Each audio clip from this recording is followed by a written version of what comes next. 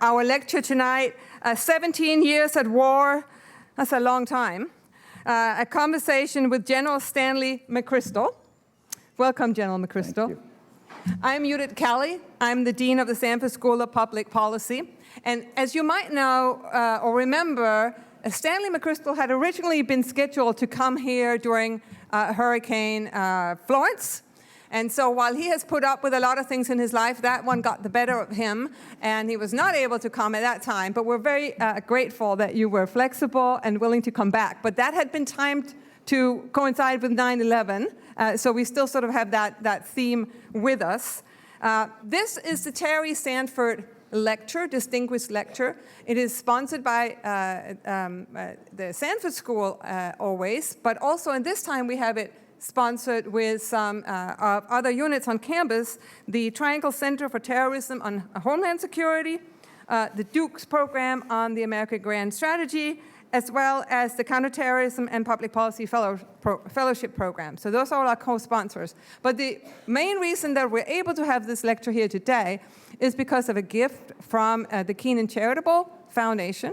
And we're really lucky to have Tom Keenan with us here today, and Doug Zinn, and Darian, whose last name I didn't get, sorry, but he's here with us, so we're really grateful for you to be, that you are here, and for this generous gift that makes this lecture possible. It's named after Terry Sanford for a purpose, because we want to invite people that are in the image of Terry Sanford. Terry Sanford, of course, being the governor of North Carolina, the president of this university, and a public servant in so many ways, embodying what it means to be a public policy school and to be a citizen.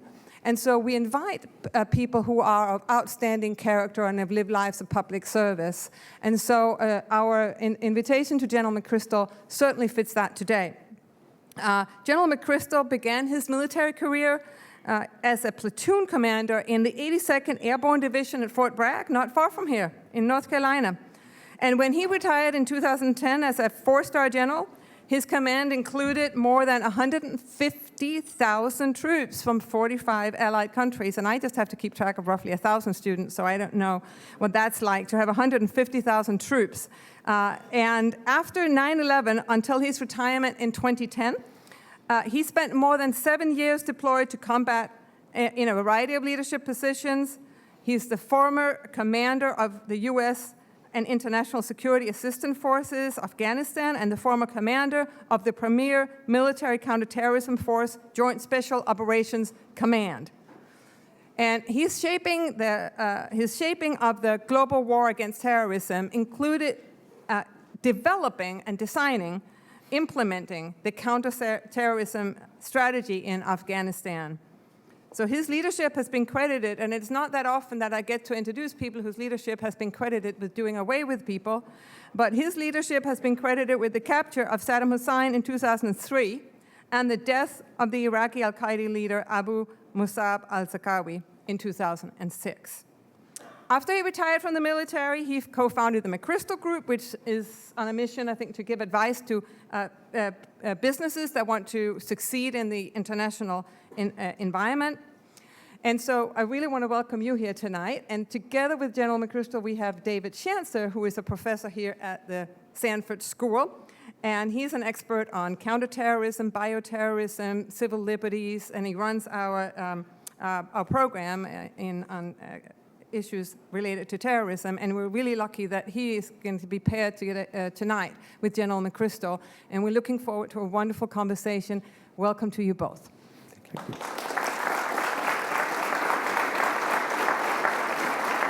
Thank you so much, Dean Kelly. Thank you to everybody who's come. General McChrystal, I think it's a sellout crowd. What do you think?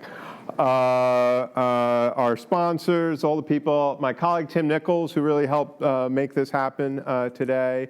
And let me, before we forget, I know I will at the end, there are a lot of people who work hard to make this event go seamlessly. From the Sanford School, Mary Lindsley, Melanie Benson, Maria Elena Weitzel, Cheryl Ann Anderson, who works closely with you. We're very grateful. Events don't happen unless we have people who work really hard for months on this one to make it happen. So many, many thanks to them. And special thanks to Beth O'Brien. This is the first big event she's done at Duke, and we're very proud of her. She did a fantastic job. Many thanks to all those. Let's give them a hand. And John McChrystal, thank you for coming back, or coming and rescheduling your flexibility, and welcome to Duke University. Well, thanks. I appreciate everybody for taking the time to be here. The other night I couldn't sleep, so I turned the TV on in the middle of the night, and there was an old movie, Demetrius and the Gladiators. Tonight I have new appreciation for how they felt. So at the appropriate moment, you'll either go up or down, and I will understand my fate. Well, with that, why don't we just dive in? I want to talk a little bit, start broad and talk a little bit about the nature of modern warfare. I'm sure you've thought about this. We titled this event 17 Years at War, and as Judith mentioned, that is a long time. And I think maybe when we learned about history or thought about history in high school, we thought about, well, periods of war, punctuated by periods of peace, and it was cyclical. And, you know, when we've been, since the 9/11 period, it feels like we've been involved in unending, long, grinding conflict. And it doesn't really seem to have an endpoint in sight. Is that what we should expect in the 21st century? Is modern warfare going to be characterized by at least some unending conflict? Is that a good thing? Or maybe the past wasn't like it was. Maybe it's always been like that, and we just kind of romanticize it as periods of war and peace. So what do you think about that?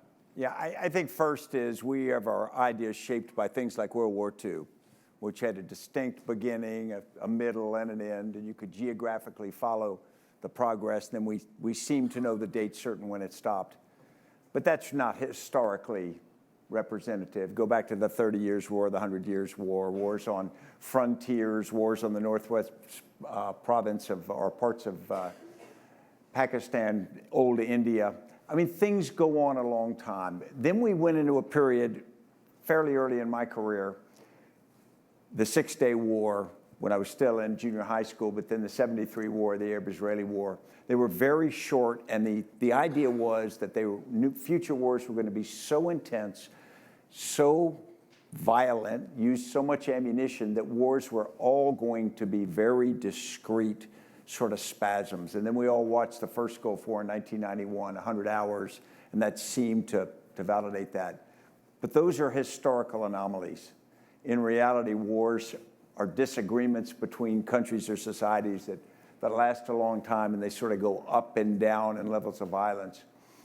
There are a few things that make the idea of unending war, at least long war, more likely now. Is we've democratized a lot of things. One, we've democratized technology. There was a period in which nation states had a monopoly on most of the big kinds of power. First it was airplanes, then at one point it was nuclear weapons. Even at the beginning, night vision devices, drones, smart weapons, those were all the purview of nation states. None of those are monopolized anymore by nation states. In fact, they're attainable not just by non-state actors, they're actually attainable in many cases by individuals now. So the threshold to participate in combat of any kind is lowered. It's more possible now. And it's more possible to compete even against large elements pretty effectively. And then you take cyber and you've democratized it even more. So I think the likelihood that we are going to have these long periods of competition and conflict is pretty probable. And so what we've got to think about is we're not going to be able to get jazzed up for the war, have a parade, everybody march off, and expect to end it at a short amount of time of the victory parade. In fact, we're going to have to look at what's the cause of the war, who are the competitors in it, and what's their commitment to it. If we go back to Vietnam War, the people of Indochina, particularly the Viet Minh during the French War and the North Vietnamese, they made a decision that there was no limit to how long they would fight. There was no limit to the amount of loss they would incur to prosecute their side of the conflict. When you get that, how do you get an end state? Do you kill everybody? And so when we think about these long wars, I think we need to recalibrate what our requirements are likely to be. And we need to recalibrate them, one, before we enter the war, but then as we participate. Okay, well, we'll get a chance to get into some of these conflicts we're in this evening. I want to start with the conflict that we were timed this event initially for the anniversary of 9/11. I call it the 9/11 war that we've been involved in against al-Qaeda, ISIS, like-minded groups. I'd like to get your thought on the status of that particular conflict. You know, if we woke up on 9/12, I think, and anybody told the President of the United States, hey, by the way, we're not going to have any attacks in 17 years inside the continental United States to come anywhere close, not even an order of magnitude or 2 orders of magnitude close to what 9/11 was. I think the President of the United States would say, I'll take that. Yeah. That's a success. But if on the other hand, you look at terrorism around the world and the status of these organizations, I looked up yesterday, 18,000 people, the State Department reported, were killed by some sort of act of terrorism in 2017. Al-Qaeda is active in more countries now than it was on 9/11, and there's some estimates that Al-Qaeda, which is now, was eclipsed by ISIS for a little while, but that Al-Qaeda has 40,000 fighters potentially around the globe. So is it a glass half empty and full at the same time, or where are we on this particular conflict? Yeah. I think a glass half empty and glass full is probably a pretty good analogy. We got to understand what we're fighting against. The idea that we are going to recoil from the 9/11 attacks and then attack al-Qaeda and destroy them was just not likely to happen. They are a movement that's got reasons behind it. They certainly, al-Qaeda, traditional al-Qaeda formed in 1988 in Pakistan, has a logic to it. It has a structure to it. It had a pyramid-shaped hierarchy led by two leaders. But it wasn't something you could go kill a few people and destroy it, because it had an idea behind it that was also driven by a series of frustrations in the region, and they were leveraging that as well. Al-Qaeda in Iraq was a slightly different permutation, and ISIS is yet another. Until you get at the causes of those, until you get at the reasons why people are frustrated with the autocratic regimes, frustrated with the lack of political and social and economic opportunity in the parts of the world where they are most prevalent, you're likely to have people who find that kind of opportunity to strike attractive. And what makes it so different now is you go back 100 years, somebody could get upset and they could become radicalized. They couldn't do much about it. They could talk and a certain number of people could hear them. They could use whatever violence was at hand. But unless they got a critical mass of people to do something in that area, they couldn't do much. Now, as we talked earlier, because the speed of transportation, the speed of communication, of course, digital communication, and then the ability to use different things for weapons, they can travel, they can strike, they can make it feel as though there's far more extremism, far more violent intent than there ever was, because they can act on it more easily. And so when you get to those, when I look at think about root causes, I think one of the ways to describe it is, good governance, in that particular region. And you look around, you don't see really virtually any of it, and certainly no more than we did in 9/11. So are we just as far from achieving our goals with respect to al-Qaeda now as we were 17 years ago, because we've seen so little change or progress, a little glimmer of change in 2011 with the Arab uprisings? Or do you see, how do you see things in the region that give us hope that the root causes in some ways are being addressed in some way, shape, or form? I feel a little hypocritical to sit on this stage in the United States tonight and criticize anyone else's governance. We'll get a chance to talk about that a little later as well. But the reality is there's some progress. I mean, if you look at it, everybody hoped that in December 2010, when the Arab Spring started, that this was a move to democracy, and we were going to see a rise and suddenly sort of popular ability to take part in representative government. That's really not what happened. What happened was it was a spasm against the status quo. It was a sign of frustration. There were people clearly who had expectations and hopes to produce a different outcome, but that's really not what we've seen in most of the countries. So there's still a lack of the things we talked about, social, economic, and political opportunity. As long as that lid stays on the pressure cooker, then those forces build up and reasons for people to do this. And if we go back to the 1967 war, we had the Arab pan-Arab nationalism movement, and then it really got stopped with the 67 war. And what happened is much of the enthusiasm for that sort of went two ways. It went into autocratic regimes who locked countries down, and it went into Islamic extremism, which had risen and fallen in generations before that. But it became more focused, more resolute. And so we are seeing what's come from that now. Well, let's turn to Afghanistan, where you were spending much time before you were commanding general and were the commanding general. Of course, we've been there for 17 years as well. And you wrote a year ago in Foreign Affairs, you said that we should stay the course in Afghanistan. And at our group earlier, you said, you know, we really haven't had a good national debate. President Trump has stimulated this by talking about a drawdown, but we still haven't really had a good national debate. What are our goals? What are our strategic interests? What are we trying to achieve in Afghanistan? And we're always debating about, well, we have this many troops, this many, is it going up, is it going down? But that's not the real issue. The real issue is, what are our strategic interests in Afghanistan? So you said we should stay the course. What do you think we have at stake that justifies our continued involvement in that country? Yeah, let's back up a little bit, because I wrote an article on foreign policy and said we should stay the course. And here's why. If you look at the political reality, if a president of the United States, any president right now, were to pull completely out of Afghanistan, al-Qaeda, ISIS, or other types were to repopulate terrorist safe havens and then strike, they politically could not stand the heat from that. If they try to reinforce significantly, there's just not the opportunity. There's not the appetite for that. So I would say that when we realistically have this debate, there's a pretty narrow space inside there in our political environment right now for what the opportunities are. And so the reality is, I think the best thing we can do is stay the course and try to develop the situation on the ground. But to go back to what our strategic interests are, why are we there? Why are we in Afghanistan? When I was in Afghanistan, people would say, well, we're in Afghanistan because the Afghan people asked us to help them, and they owe us. And that is not why we are in Afghanistan. We went to Afghanistan in 2001 because it fit our interests. We had been in Afghanistan indirectly in the 1980s. We'd been involved before that up to 1973. Then the Soviets got more involved from 73 to 79.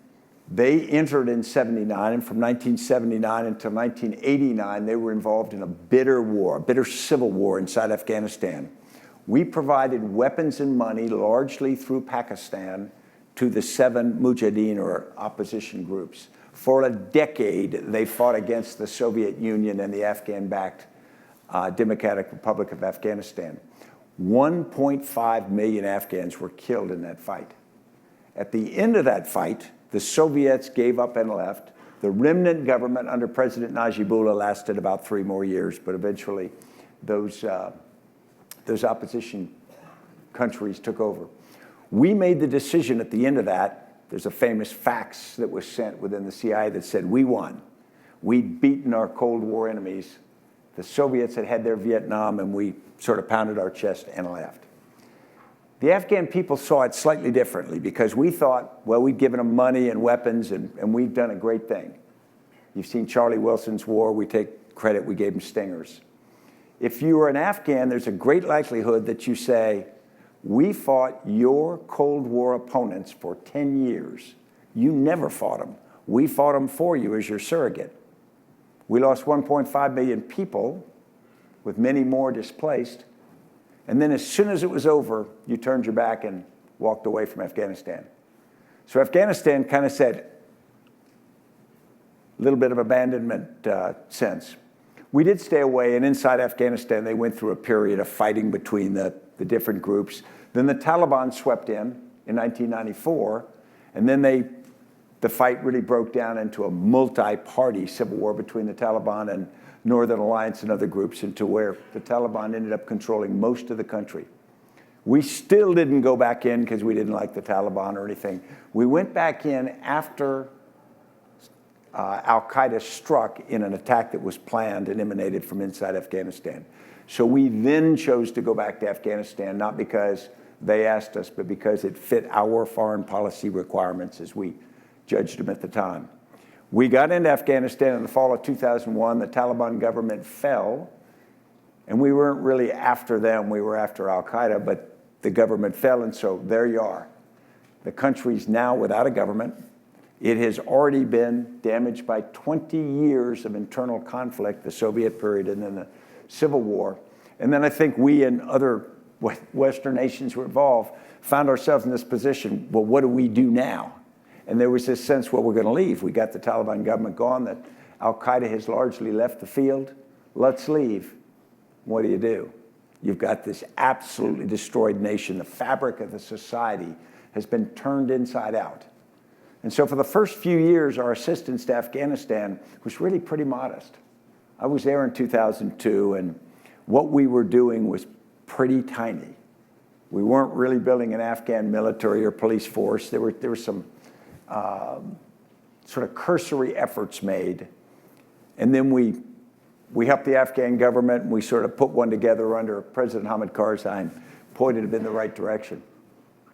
They weren't organized enough or strong enough. And so in the next few years, really beginning about 2003, their inability to coalesce around a really coherent governance structure led the Taliban to see the chance to come back. And so the Taliban started to come back and take advantage of frustration in the local villages and things like that.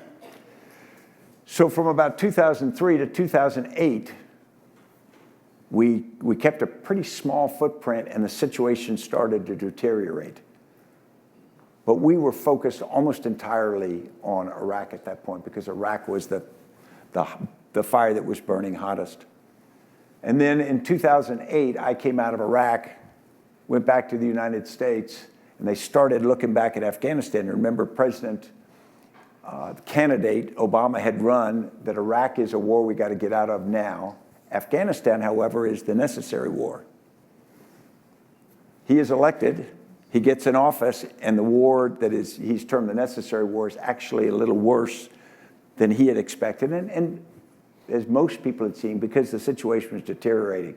So now we find ourselves in a position where we've got a deteriorating situation, but we have said we are committed. We've said to the Afghan people, we've said to the Pakistanis, we've said to other players that we're committed. So then you start the sort of the next decade of the American involvement.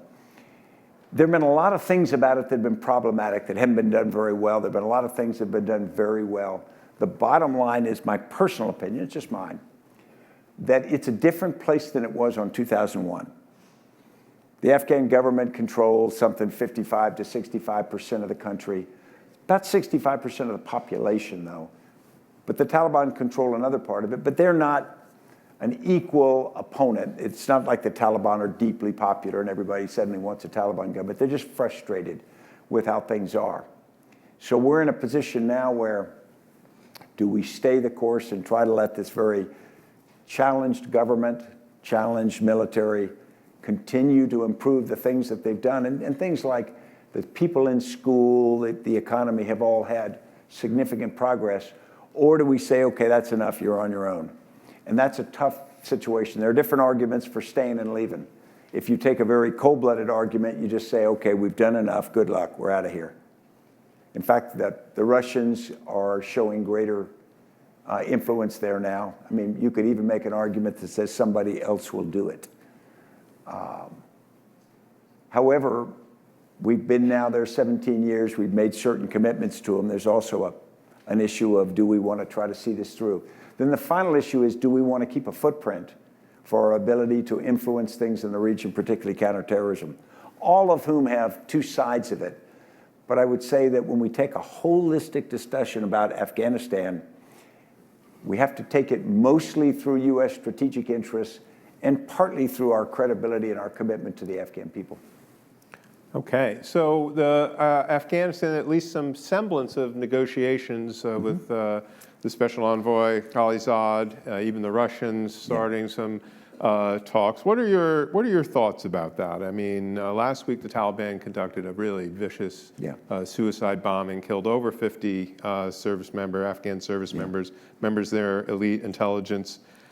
Sometimes you read that when the Taliban says they want to negotiate, they're really only interested in negotiating over the terms of our departure. It's not really a negotiation that we would say, like, there's some give and take, you do this and we'll do that. Sure. So do you hold any prospect of that the time is ripe for a real negotiated settlement?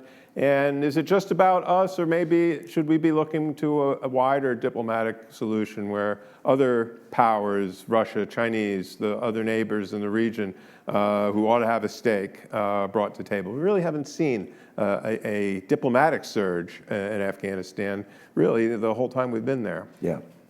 I think it is time for negotiations. I think that the Taliban will be part of the political future of Afghanistan. They are Afghans. They are not foreign fighters who came, and they are going to be part of it.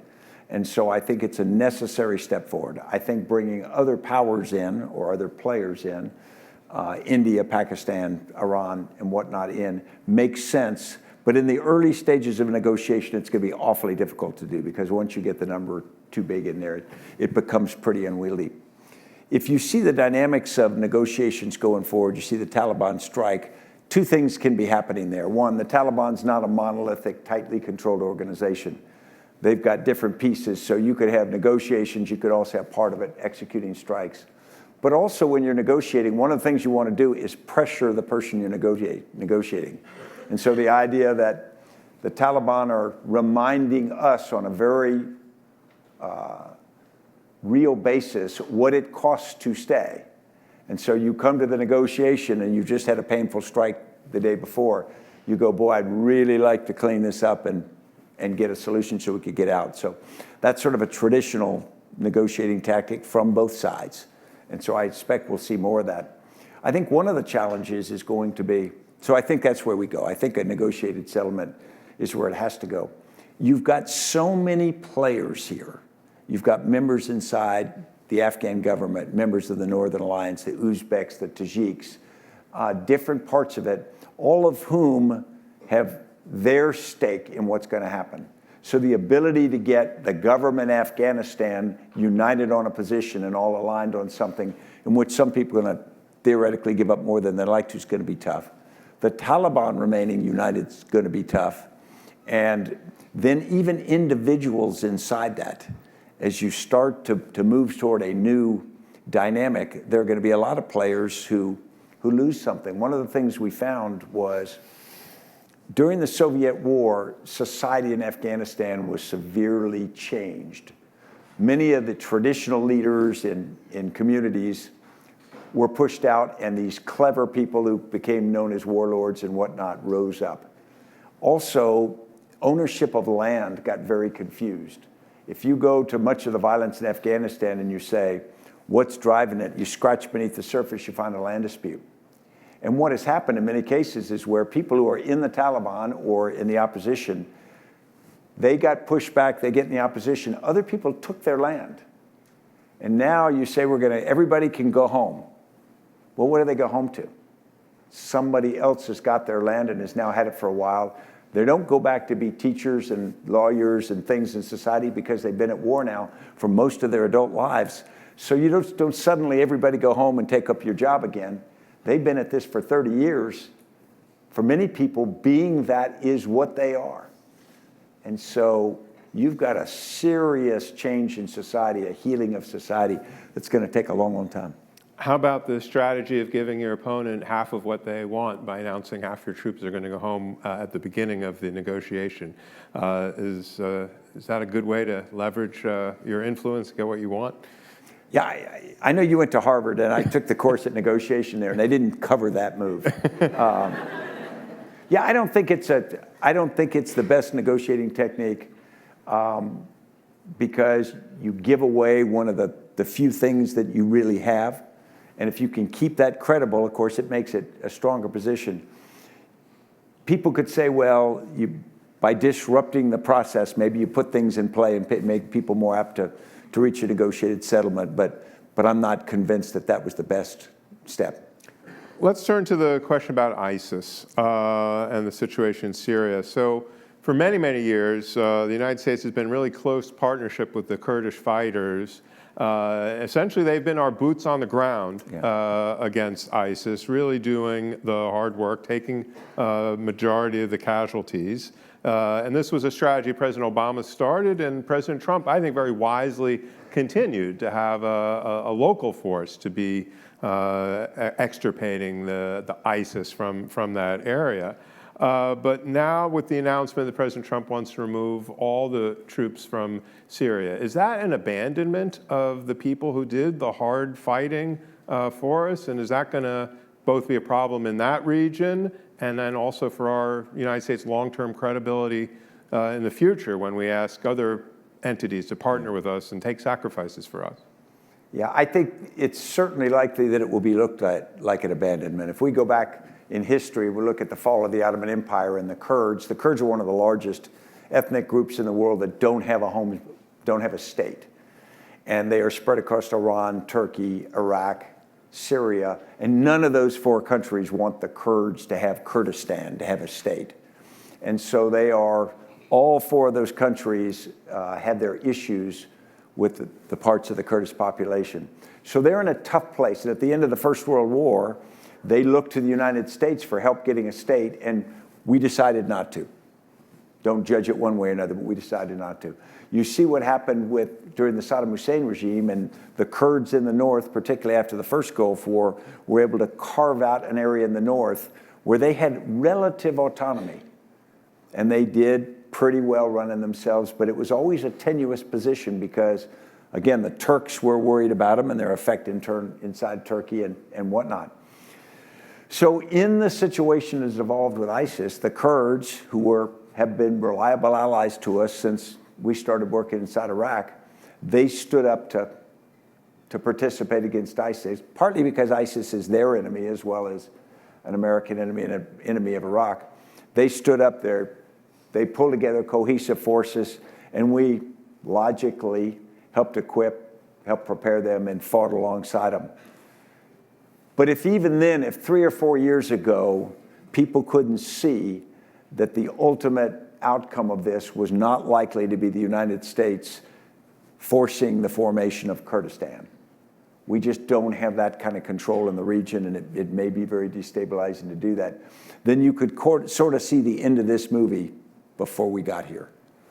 And so I think what's going to happen now is the United States will have partnered with the Kurds. We will probably seek guarantees from countries in the region that they will protect the Kurds' interests, not unfairly attack them and whatnot.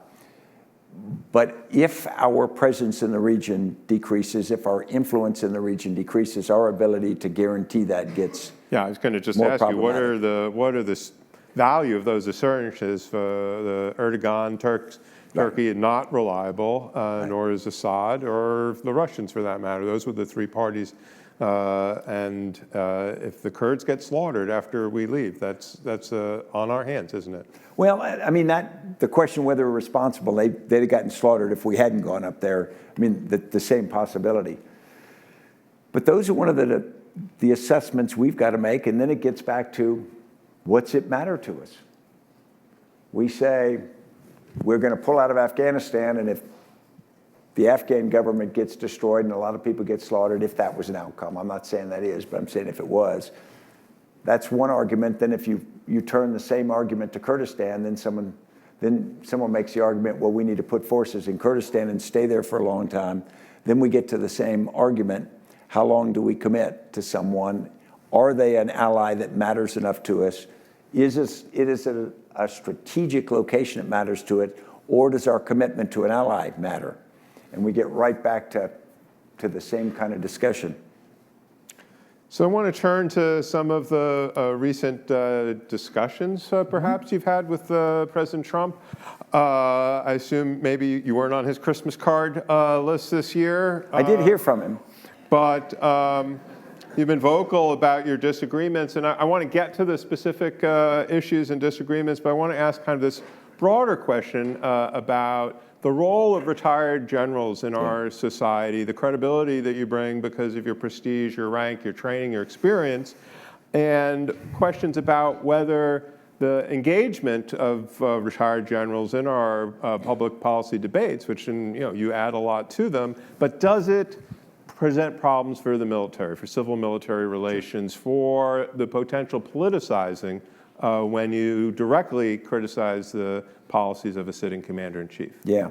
Let's sort of start at the beginning. If you have a military that is politicized, that is conservative or liberal or whatever, and if, for example, the military, you enter the military with an expectation that this will take you to political power at some point, then you have a different military than we've had in our history. And I would argue you'd have a different officer corps, non-commissioned officer corps, and you've got something you don't want. We can look around the world and see where nations have had that problem. We've had a very apolitical military for the most part, and it's a good thing. And so we don't want to lose that. When you're in the military, many of you are in the military, many of you were in the military.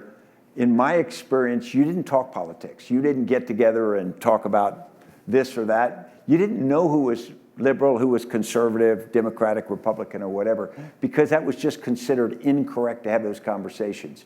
If a commanding officer is very much one way or another and sort of preaches that, it puts subordinates in a funny position because the idea that they might be rated differently or pressured or something based upon their political outcome, so you don't do it. And I never, in my experience, we never did. When you retire from the military, I was always raised with the idea, you shouldn't say an awful lot. You shouldn't be out there in the political debate because people will listen to you because you were military, and there's a danger that if retired military start becoming very political one way or another, that shadow will cast over the active military. Suddenly, the civil military, when an active duty general officer's in a room with civilian leadership, they will be thinking, well, is this guy a Republican or a Democrat? And they'll start to react differently. And we don't want that. We want them to assume that person's in the military, and whatever they have, they separate. So most of the retired military that I know of any rank take it as a really important responsibility to protect the basic nature of the non-political or apolitical aspect of the military. There will be people periodically, Ulysses Grant, Dwight David Eisenhower, who come up and are appropriate to be elected to office, and that's fine. And I'm all for veterans running for office. What is happening now, and the reason I spoke out, is separate from policies. I don't, my policy differences with any particular party are distinctly different from what I decided to say. And I thought a long time before I decided to say what I did. Because I think what bothers me now is the basic fabric of our democracy, the things that make it special, those things in the Bill of Rights, freedom of press, freedom of speech, those responsibilities of leadership, which is taking care of the people for whom you work, for whom you are responsible for, and to whom you are responsible, is really, really critical. If we cheapen what we think that responsibility is, I think we weaken the republic, and I think that we weaken it very much. And so what I believe every one of us needs to do now is not worry about personalities in office from either side. We need to go home and look in the mirror, and we need to decide what our values are. We need to decide what we believe in, what we think is important, what's really core to us. And then think more broadly and say, what do we think is core to us as a nation? What is the American value? What are the things that, even though we disagree on many policies or issues, what are those things that bind us? What are those things we have to protect? And then as we go forward in our political discussions and whatnot, we have to take greater agency, greater responsibility for how this plays out. We're in a period where the intersection of information technology, the use of social media, the polarization of the American population, the polarization of us by race, by income level, by religion, by many other things, segmentation of us, has caused us to be in a sort of an angry, isolated state. And now on top of that, we throw real political friction. I mean, the republic's going to be fine if we're fine. The Republic's going to be fine if we know what it's about. And I think things like responsibility, things like integrity, things like shared commitment for each other are really, really important. And they're not political party issues. They're more fundamental than that. And so when I made the decision to speak out, what I tried to do is make sure that I knew, make sure I could look myself in the mirror, make sure I could look my two granddaughters in the face and say, I didn't remain silent with the risk that silence might be concurrence with some of the things that were happening. I can't tell people what to do, but I can tell you, I think we all need to decide what's important to us. And with your comments and the core values, you're talking about truth-telling, or what are the, you said that he didn't tell the truth. You were asked if he was immoral. You said, I think he is. You said his background is shady. So what are the, when you looked in the mirror, what were those core values that you said, I need to, I need to use my comments, my platform, to stand up for those values? Yeah, I think that, I mean, the history of politics is there have been politicians who don't always tell the truth. And we got that. And there's shading and there's that sort of thing. On that, if we start to accept a level of not telling the truth, if we start to say, well, that's just okay, or that's what we'll tolerate, we're going to get ourselves in a bad place. And so I think a certain level of integrity is absolutely necessary. Not perfect. When I think about morals, I'm not talking about somebody's sex life or something like that. What I'm talking about is those things linked to truly sacred morals. The President of the United States is the commander-in-chief of our military.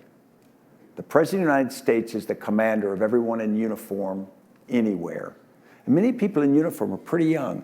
We send our sons, daughters, sisters, everybody into the service, and we expect that there will be this level of care taken for them. I think that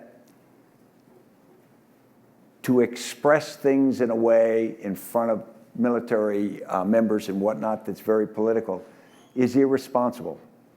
And it crosses a line for where I think leaders have got to accept that. Now, people have done it before, but I think we need to draw the bright line and draw it wider than just President Trump. Draw it to all of us and how we ought to consider our responsibility for that. So the president then, of course, came back with a pretty tough personal attack on you, and that seems to be his strategy. No matter who talks to him about morals, values, whatever it is, policy disagreements, he responds in kind or actually gets very personal himself, and then everybody gets dragged into the mud. And it seems like how do we deal with this phenomenon where, therefore, in a sense, many of our institutions then seem to get degraded, whether it's the military, intelligence, the FBI, schools, educational institutions, so on. How do we deal with this phenomenon without and maintain the integrity of our institutions? Well, first, you know, the president put out a tweet about me, and I think tweeting's fine, unless you're operating a motor vehicle or trying to lead the most powerful nation in the free world. You know, the problem with the personal attacks, you know, hey, I'm a big boy. I've been shot at before. You know, that's okay. But we start to degrade the conversation. We had a conversation before. You talked about a political leader you'd worked for who said, don't let it get personal. Disagree on things. And I think that's right. When you go after somebody personally, or you go after their family, or you do that sort of thing, you cheapen the discourse. Think about how you respond if somebody kind of comes at you personally. The first thing you do is sort of go back personally, go for the jugular. And that, I mean, that happens on a big level. And so all of us need to just sort of stop it, calm down. Let's talk about the things we disagree on. Maybe we can find some things we agree on. And part of it is just discipline. It's individual discipline and it's sort of societal discipline. But we all have to disapprove of it. You know, we all have to say that's not the way we want our politics to go. And again, not limited to a single politician. There are other people who are doing things that at times I think probably weaken the discourse. So this will be my last question. Folks can start thinking about lining up for questions. There's a microphone here, a microphone here. You've recently published a book called Leaders, I'm sure available on Amazon and local bookstores for anyone who's interested. And I want to ask you about a leadership challenge I think that all our leaders in society face today, and that is the growing polarization of our society. And that's a challenge for many different aspects of society. How do you work in politics? How do you get together? How do you reach agreement? But how about for leaders? If you have a polarized society, what kinds of challenges does that face? And what are some of your techniques that you would suggest for leaders to move your organization forward when you have deep polarization? We think of how we're polarized now, or how we're segmented, and we talk about either race or religion or geography or income or where you went to school, those kinds of things. And we think about who don't you like? Who do you not like and not trust? Usually it's people you don't know. They're over there. They're those people. They're those foreigners. They're this. They're that. And then you get to know them, and you meet one, and you go, wow, I thought all of y'all were whatever. And that person goes, no, everybody of my group is pretty much like me. And then you suddenly go, wow, it is slightly different. What we found is familiarity. You have to have interaction. If you are going to get along with a group or people, you have to interact. Yet most of us don't interact. There's this amazing book I read about a decade ago. I think the title was Arab and Jew, and it talked about Arabs inside Israel and Jews. And the amount of interaction is like zero. The average Jew never talks to an Arab, and the average Arab never talks to a Jew. And they're in the same country. And then we think about the US and we go, how often do you really talk to people of different groups, really interact enough to have any sense of what their perspective is? You know, if we talk about empathy, empathy is not sympathy. It doesn't mean I agree with you. It means I'm willing to get on the side of the table, assume you're a rational actor, and try to see it from your viewpoint. And it's amazing. You go places, you go into Afghanistan or Iraq, and you deal with people, and you think they're just horrible. And then you kind of put yourself where they are, and you say, well, that's rational. All the factors facing them and where they came, why wouldn't I think that way? In 2006, I was part of a force that killed Abu Musab al-Zarqawi. Stood over his body, and I looked down at him, and been fighting him for 2.5 years. I wasn't unhappy he was dead, but here's the deal. I looked down at him. I'd been trying to live inside his skin for a long time. And if I'd grown up in the industrial town of Zarqa, if I'd had the background he did, there's every chance in the world I'd have been where he was, if I was willing to be as committed as he was. What makes him wrong and me right? Now, I still believe what I believe, and I don't step away from it. But the reality is, if we're willing to just get on the other side of the table and realize there is another perspective, then it can change how you deal. So what I think you got to do is you've got to create interaction. We talked earlier in the group. I think the way to do that in the United States is through national service for every young American. I think every young American between 18 and 28 ought to do a year, at least a year, of paid national service. Not military, I'm talking healthcare, education, something. There would be great things learned in the experience, but the big thing is you do it with people not from your zip code. You do something hard for a year, you do something, you have to pay people because otherwise only wealthy families could afford to support the kid for a year. But you put people in a common experience, then for the rest of their lives, they go out and do whatever they do. They've interacted with people. The military does this sort of unconsciously, and during World War II, we did it for 16 million Americans. But you don't want to have a war to bring people to interact. We should do it inside our own country to force it. And we say, well, why don't people just interact? Well, because they don't. Sometimes you got to help things along. And so I think that if we don't take those kinds of steps, we run the risk of getting more and more segmented.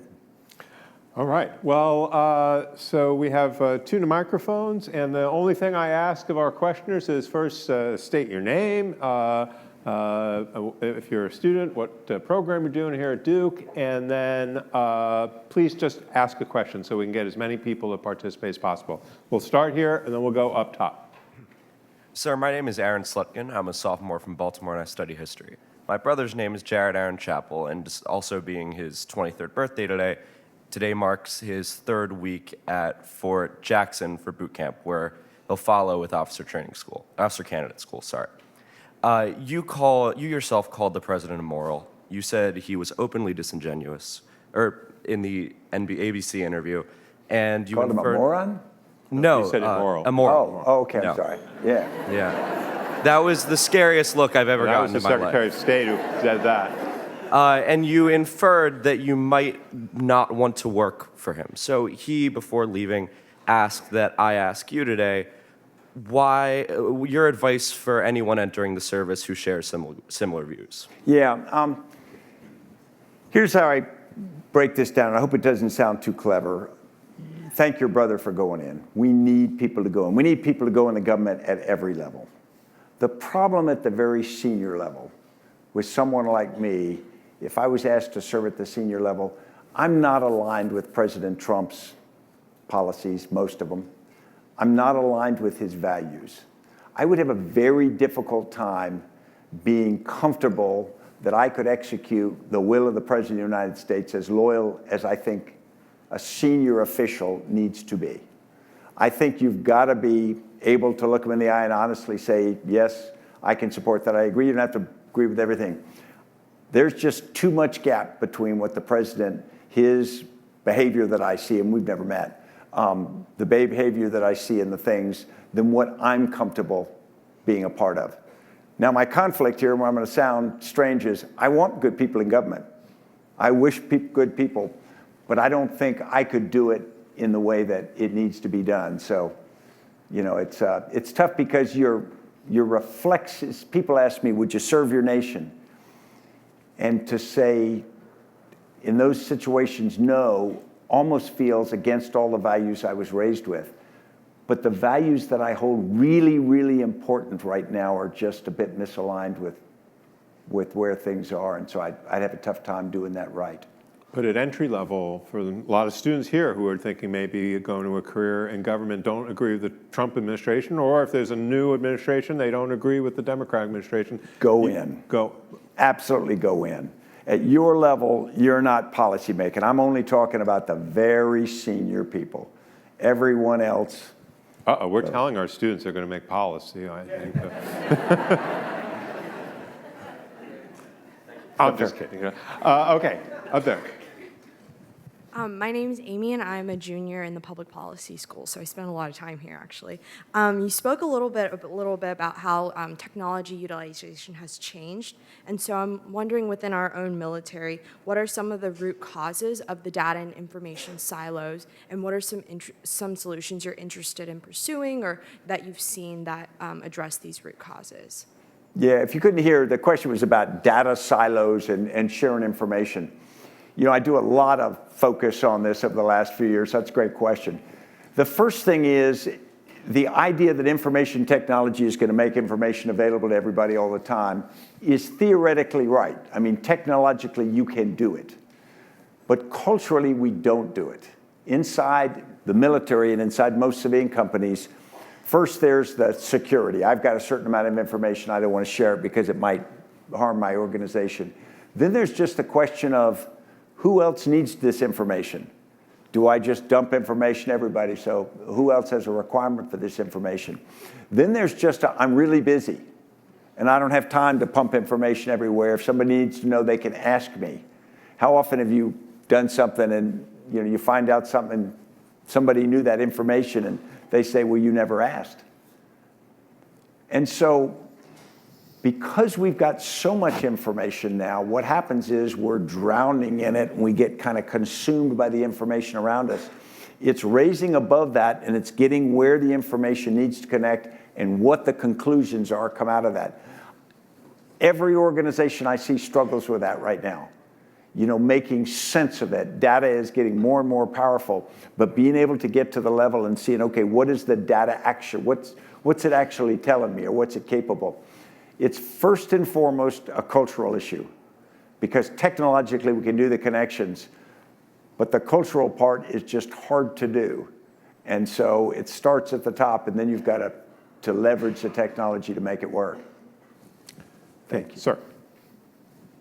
My name is John Mooney. I'm a psychiatrist here at Duke. My military experience was as a medical officer during the Vietnam era, and I did research to try to increase the combat effectiveness of special populations in the Navy. But I just want to comment on an observation in my family. I have 3 sons who are doing the world some good as physicians and other things, but they've not had any military experience. So I got a genealogist to help me look back. And in every generation of my family, back to the French and Indian Wars, men went to war, and when the war was over, came back generally. So they were civilian soldiers, if you will.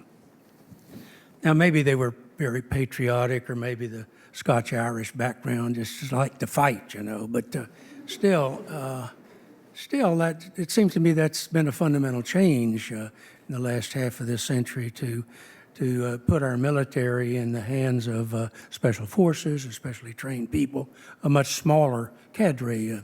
What do you think the effect of that has been or will be over time? Yeah, it's a great question, and I'm getting hate vectors from my wife because she knows what I'm about to say. We did away with the draft military. The draft military became associated with the war in Vietnam, and it was very painful, and the draft wasn't done very fairly. So in fact, those drafted tended to be of lower economic levels, and so the bleeding in Vietnam was done disproportionately by lower parts of the economic strata in America. So at the end of the Vietnam War, for a lot of practical reasons, they went to an all-volunteer army, and I entered just as that was happening. The all-volunteer military was great to serve in because we hit a period when recruiting got good, we professionalized the force, you had this wonderful professional military come in. But every time I traveled around parts of Afghanistan or Iraq, and I went to little bases, there'd be a platoon of Americans and then a platoon of Afghans or Iraqis together. The platoon leader, platoon sergeant, or a squad leader, one of the troops, would be the son or daughter of some of my fellow military. And it was great. You knew them in high school, you hug them, and it's all good. But you suddenly realize what we are starting to become is this insulated professional force. If you look geographically where recruiting goes from the United States, it's really pretty focused in parts of the United States. That's not a positive thing. A military, if you hold up a mirror to a nation, that's what the military ought to look like. The military ought to be reflective of gender, diversity of all kinds, for several reasons. One, when a nation goes to war, every zip code should be at risk. Second, it ought to be reflective of our values and how we are now. Nothing from the quality of the all-volunteer military, but it risks not being representative of us as a society. And we lose touch with it. And there's a danger that over time, the military starts to think that they are this caste, and they start to think that the rest of society isn't quite as patriotic as we are, isn't quite as selfless as we are. And that's a bad dynamic. So I actually think we ought to have a military draft again. I think we ought to go back to it. I think that we'd do fine getting quality. We got great people in America. That's not an issue. And then I extrapolated to the other part. The other side of the same coin of military service ought to be civilian national service. Only 30% of young people in the U.S. qualify to go into the military. 70% can't go in if they want to, for physical reasons, for drug use, you name it. And so suddenly, somebody comes up and says, thank you for your service. You got 70% of our population who can never hear those words. And that's a mistake. We ought to have two sides of the same coin where if you do Teach for America, if you do City Year, if you go AmeriCorps, if you do Peace Corps, somebody ought to go, thank you for your service. And then we get this sense that we all have a responsibility. If everyone has an opportunity, everybody has a responsibility. And I think we'd be a better It would help the society, and I think the military would be fine. Thanks, sir. Okay, up top. General McChrystal, CW2, Mike Parrott, NDU, JSOMA graduate student. In Team of Teams, you highlight for an organization to be adaptable and able to deal with complexity, one must establish shared consciousness and empower execution. After writing the book, do you have any additional advice for current and future Intel community leaders that can help overcome bureaucratic inertia and improve management practices? No, that's a great question. And when we talked about shared consciousness, what we found was in the military, I talked to this a little earlier about the siloing, you have this thing called the need to know. And you go, if you haven't ever experienced, you've at least been and seen the movie where somebody says, well, what about this? And someone says, well, you don't have a need to know. And that sounds kind of cool. And then you question, well, who knows who needs to know? And we had some operations in Iraq where we're about to go out and capture or kill somebody. And then the CIA called me right before the op and said, hey, that guy's our source. And I go, thanks for calling. You know, in 15 minutes, you know, he wasn't going to be your source. And for all good intentions, people take that information and they keep it tight. So the way to get an organization, we found this with civilian companies, is this common contextual understanding of what the situation is, the big picture, what you're trying to do. Because you can find people in their lane of a civilian company or school or wherever working hard, doing good stuff, and working at absolute cross purposes to other people. And they're not communists. They're doing good stuff. But the reality is they don't know how the connection, the interdependencies are, and so they don't do it. So information technology is not a panacea, but it allows you to spread this better than ever before. But as I mentioned earlier, you can do all the connections, but you don't have a network unless you have real communication. And so it's the cultural part that enables and, in fact, demands that's so key. Thank you. Thanks for your service. Okay, sir. My name is Dave Sedor. I want to thank the previous gentleman that was standing here who stole my question. Thank you for your call for national service and your comments about the draft. So let me go to my backup question. And that is, I'm concerned with the amount of contractors that are serving the United States. Do we really need that many? And if you look at, for example, what contractors have done for us, like give up NSA information, what are the pros and cons of contractors, and do we really need to continue with them? Yeah. When we talk about contractors, there's a whole spectrum. You know, Frederick the Great's army, his artillerymen were actually civilian contractors. So there's a history. But the reality is we have people who do food service, we have people who do maintenance of high-tech equipment, and it's a pretty efficient way to do things because you can have people in that for a long time, you can manage contracts and you can raise or decrease.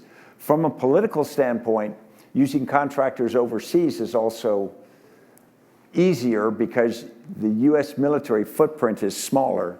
So you say, well, we've only got X number of US military there, and you're really not counting all the contractors that you got. And so the vast majority do great work. And I mean, selfless people who just do amazing stuff. Where I start to be concerned is when you start to get into security things. You start to have a lot of armed contractors. Blackwater was the one who gets a black eye, but it was more than that. Because now you've got armed forces operating in an area that aren't under the Uniform Code of Military Justice. They aren't necessarily focused with the same set of values. They might be, but you're not sure. You can't control them in the military. And there's the danger that you just don't have the same kind of accountability on those. And increasingly over time, we went to third country nationals who come in, and they're, again, great people, but your distance between ability to control what they do and whatnot is greater. I think that we need to be very, very careful about that. There was a suggestion from Eric Prince not long ago that we basically contractorize the whole Afghan war effort. I disagreed with that on several levels, but particularly for the Afghan people. I think the Afghan people would say, whoa, You're just sending a bunch of mercenaries over here. That's not what we signed up for as strategic partners. So I think we have to be very careful about it. So I'm not one of those people that says do away with all contractors. But there are things that military people in uniform, under the Uniform Code of Military Justice, should do that no one else in our pay does. Thank you. Up there.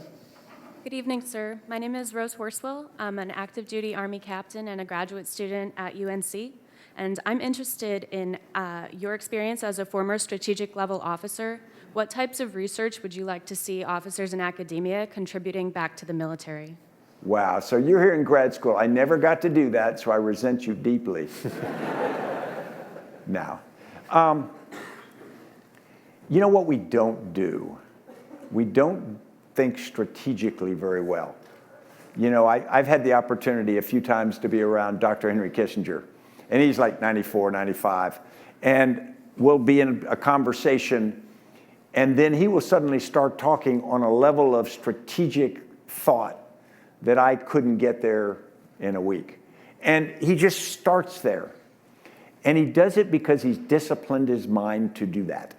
One of the things we've done in the US military, and I don't think it's intentionally, we've gotten very tactically proficient. We're very technically proficient. We can move convoys, we can do tactics on the battlefield. But when we start to talk about our strategic interests in Afghanistan, and we start to talk about how it fits in the world, and what's going to happen over the next 20 or 30 years, we're kind of faking it, me included.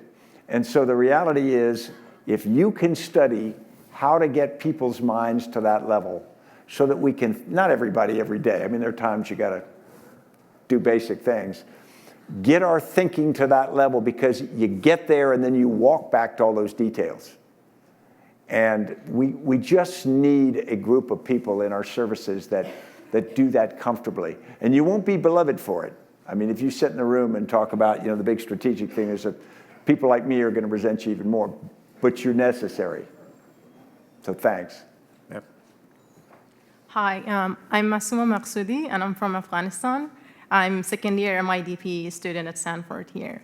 I want to thank you first about talking about ethical leadership and bringing this image of bringing or highlighting this human side of military leaders that unfortunately in Afghanistan, a lot of Afghan people do not really trust or do not really have lost faith in it because of being through all these years of violence and war. The question that I had was about what is your perspective or hope about the negotiation talks that is going right now with Taliban representatives and the US government, in a sense that right now there has been a lot of attacks in Afghanistan, that very brutal and very fatal attacks that no one has taken responsibility for. No groups, I mean, not even ISIS or Taliban. So what is the guarantee or hope that those kind of attacks will also stop?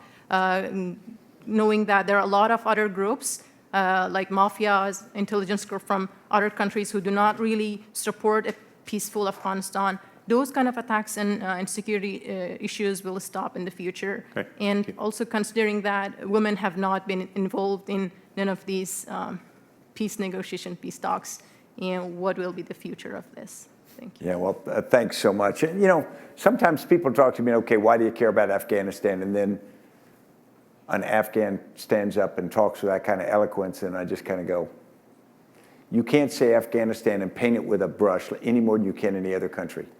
People, it's a whole bunch of people who care an awful lot. I think on the negotiations, I think your point's really good.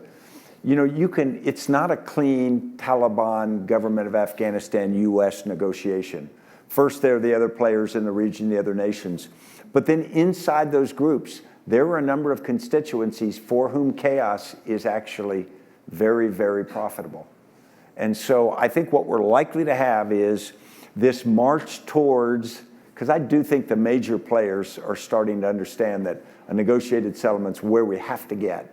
I think what's likely is we'll start toward this negotiated settlement, we'll get things that are felt, and then we'll see this spasm of different kinds of violence and whatnot, and we'll say it didn't work.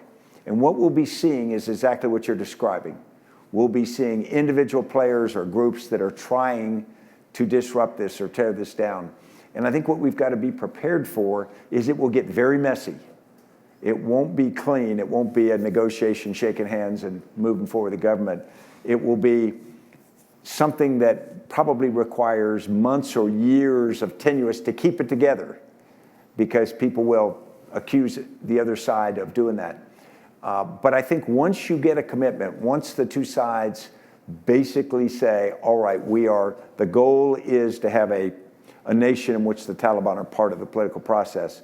Once we accept that, then I think they can start to address these groups. But I do think it's going to take an extensive period. And I think that's a place the international community can help with, maybe with military force, but also with other kinds of pressures on those groups. But thank you.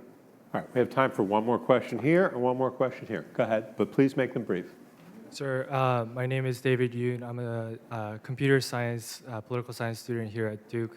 I recently served in Korea as a Korean Army, but I realized throughout my 2 years of my service how important the U.S.-Korea alliance is and how strong it is. And I just wanted to ask for you for your insight on how we could solve the North Korea issue, as well as how the Korea-U.S. Alliance will be developed further. You'll come back for another event on North Korea? Yeah. No, that's great. See if you can do that, yeah. My father fought in Korea, and I spent a year on the demilitarized zone in Korea many years ago, right up close, and really felt the tension there. I think the U.S.-Korea alliance is just essential. It's essential for the region, not just for U.S. and South Korea. It's essential for the region because as China rises economically, politically, militarily, it's going to be important to have stabilizing factors there. Korea can be one, Japan can be one, the United States can contribute to that. The challenge with North Korea now, my concern is that Kim Jong-un doesn't have a lot of maneuver space. If you think of what Kim Jong-un wants, is he wants to stay in power, he wants to stay legitimate inside his political sphere, and that means he's got to maintain nuclear weapons, he's got to maintain the loyalty to whatever extent he's got it from his senior leaders, and that's a difficult horse to ride. And so when we think about what can Kim Jong-un actually offer in negotiations, it's probably much more limited than we think. He couldn't give away nuclear weapons tomorrow and likely stay in power, I don't believe. So when we go at it and say, well, just be reasonable, I don't think that's within his options. So then from that standpoint, we got to, how do we manage this to a future? I think a nuclear North Korea is a reality that we grudgingly accept. I think we contain them. We try to put the kinds of combined outreach and pressure, trying to keep them contained, but also outreach in the hopes that as things maneuver along, we get a softening of North Korean politics. I don't think that we can hold our breath and wait for him to be overthrown by an internal movement. It'd be nice, but it's not clear that he'd be overthrown by somebody more liberal than he is. So, but I think what you're saying is absolutely key, and thanks for your service. Okay, our last question. General, thank you so much for coming today. My name is Angie Gadd. I'm a Homeland Security professor at Campbell University, and I formerly worked in counterterrorism for several years. My question to you is, so I'm typically in most settings the only Muslim American in any room, and in my former agency, that was typically the case. I've kind of found myself in this position where I try to positively represent my religion and my faith to people and my culture. And just like you kind of wrapped up with at the end, people will always joke and say, well, but you're different, like you're cool. And I was like, no, all of us are like this, right? Well, with the exception of a few, right? So now I always joked about kind of getting on a tour bus and kind of doing a dinner with a Muslim tour around the country, but I can't do that, obviously. So my question to you is, do you have any advice for someone like myself or my husband where we can get on a bigger platform if we're not a four-star general, and how we can go about kind of showing people that we are positive members of this society? No, that's really good. I spent a year at Harvard as a fellow years ago, and most of the people there had never met military people. And so I was kind of like an albino unicorn to them. And this one guy sitting with me one day, and he looks and he goes, so you're in the military? I said, I am. He looked at me and says, boy, that's funny, because you seem kind of smart. All right? So, I have a slight appreciation for you, Phil. It's the interaction. It's the willing to get out and talk like you do. And if you start by being sort of combative, you don't understand people. Most people kind of shut down.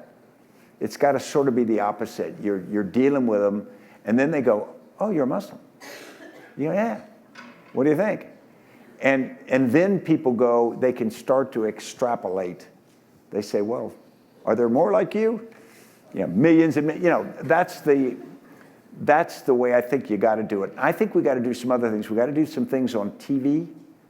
As we talk about it, there need to be TV shows with Muslim heroes. Right now, every TV show, the guy used to be a Navy SEAL or something like that. I think there need to be TV shows where the hero is a Muslim or used to be an AmeriCorps worker or something like that, so we start to understand what society is more like. Thank you very much for what you're doing. All right, just want to do a quick couple things before we break for this evening. First of all, just to let everybody know, on Tuesday, we're hosting an event in Sanford 04, right at the back, with former Special Presidential Envoy for the Global Coalition to Counter ISIS, Brett McGurk. Should everybody come and see Brett McGurk? Absolutely. Okay, you've heard it from General. So that's next Tuesday at 5:30 in Sanford 04. Second, I want to make up for an omission. I didn't welcome Ann McChrystal. Military families are the unit, and we need to thank her for being here and for her service to our country.